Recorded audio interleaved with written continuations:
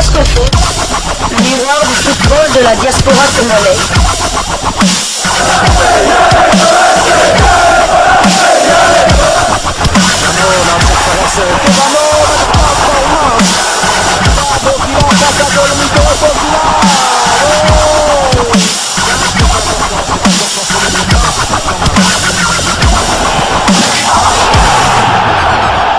Diasco Foot, le miroir du football de la diaspora congolaise.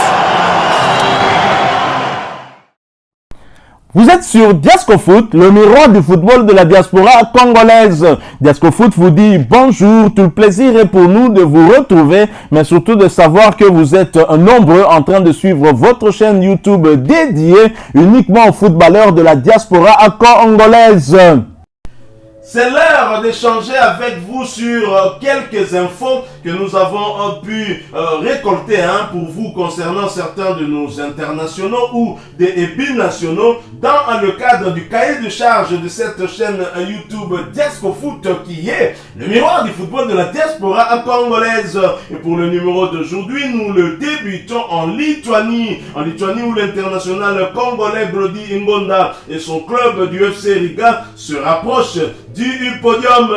L'international congolais Glody Ngonda Muzinga et le FC Riga se sont imposés devant Rigas Football Scola sur le score de 2-0. C'était le vendredi 28 mai 2022 dernier au Skonto Stadions, en match comptant pour la 16e journée de championnat lituanien de première division.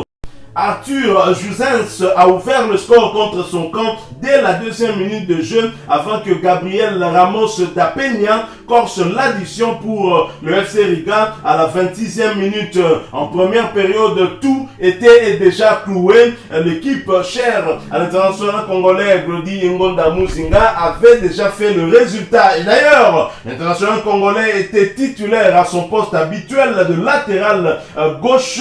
Il a disputé l'intégralité de cette rencontre. Grâce à cette victoire devant son public, le FC Riga conforte sa 4e place au classement partiel du championnat avec 34 points à une petite unité de Lié et Paja qui occupe la 3e position. Glody Ngonda Muzinga et ses coéquipiers vont se déplacer sur la pelouse du FK à Tukums le 18 juin prochain à 15h. Et justement, ce sera après avoir joué les 2 premières journées des éliminatoires de la Coupe d'Afrique des Nations Côte d'Ivoire 2023. Oui, Glody Ngonda fait partie des 25 convoqués d'Hector Raoul Cooper pour justement affronter le Gabon et le Soudan dans le cadre des 2 premières journées des éliminatoires de la CAN Côte d'Ivoire 2023. Alors nous poursuivons avec ces quelques news qu'on a pu récolter pour vous. Cette fois, nous allons du côté des Émirats Arabes Unis en première division où l'international congolais Ben Malango et son club de Sharjah FC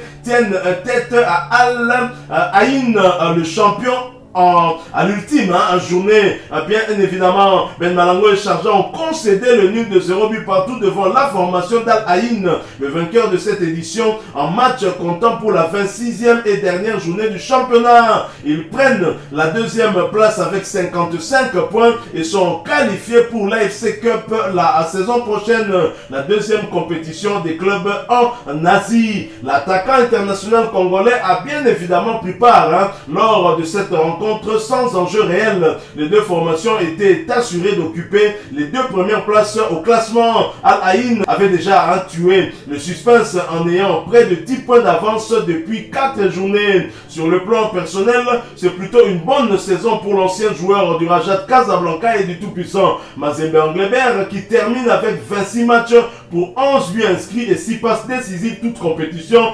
confondues. Il faut rappeler qu'il s'était blessé entre le mois de janvier et février, ce qui avait cassé son élan. Et d'ailleurs, il avait mis du temps pour se reprendre, retrouver ses sensations, ainsi marquer à nouveau. Et il a été décisif lors des 5 derniers matchs de son équipe, en marquant des buts et en donnant des passes décisives.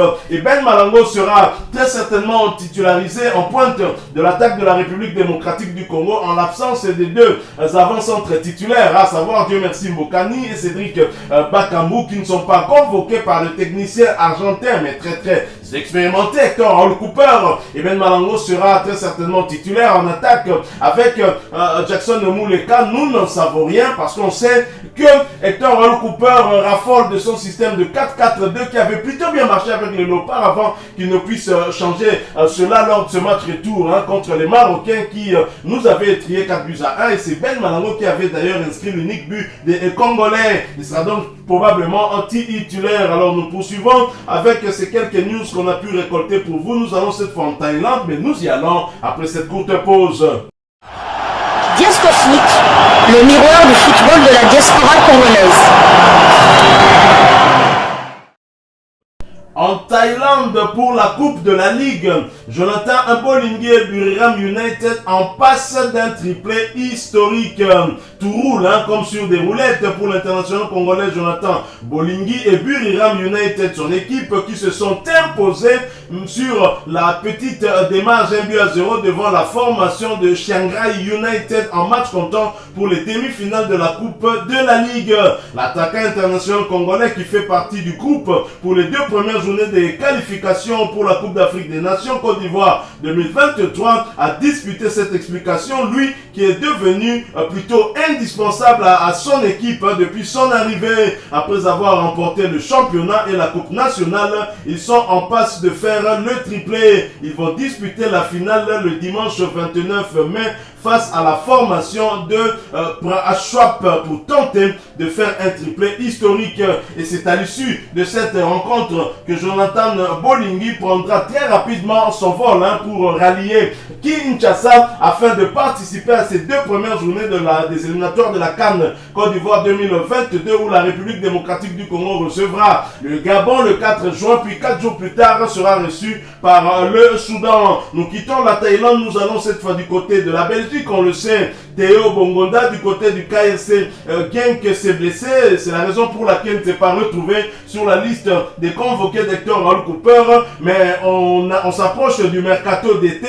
On parle d'un possible départ de Théo Bongonda. Combien coûte-t-il? C'est la question que nous nous posons. Le Racing Club de Genk qui est passé à côté de ses objectifs de la saison va devoir remanier son effectif cet été. Et des gros départs sont attendus, dont celui de Théo Bongonda. Avec une triste 8e place décrochée après 34 journées de Jupiler Pro League, Genk pourrait se séparer de son ailier Théo Bongonda et aurait même fixé son prix. Selon le média belge Wallfoot, le club de Limbourg réclamerait environ 7,5 millions d'euros pour son attaquant international congolais.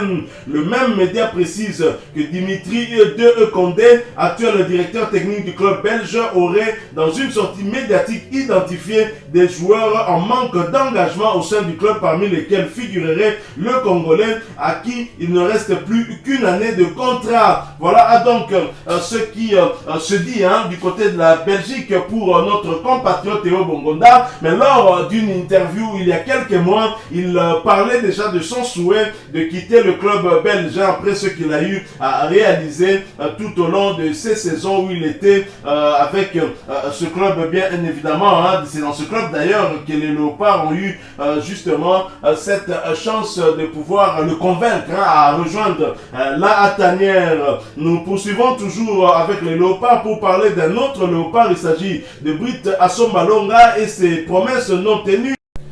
Après une entrée en la matière fracassante, Britt Assombalonga a connu une suite de saisons plus compliquées et même rocambolesques avec son club d'Adana Sport de la Turquie.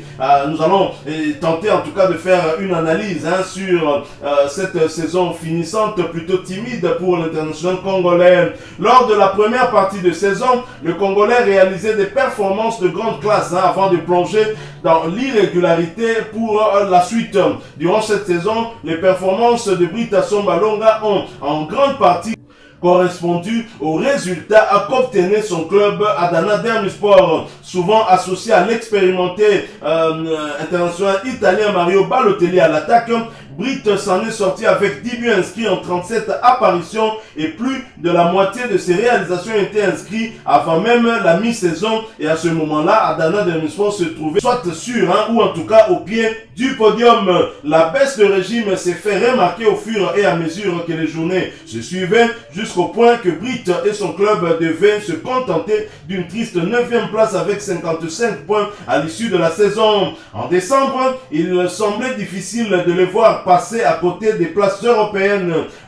Le Léopard devra montrer qu'il a encore faim et soif, soif des buts, bien évidemment. Alors nous terminons, puisque nous venons de parler des statistiques de Brit Asson Malonga qui ont baissé quand même, la courbe est devenue descendante. Nous allons parler aussi de cette fin de saison de Niskens Kebano, convoqué par Hector Raoul Cooper pour les 2 premières journées des éliminatoires de la CAN Côte d'Ivoire 2023. La remontada de Niskens Kebano du côté de Fulham.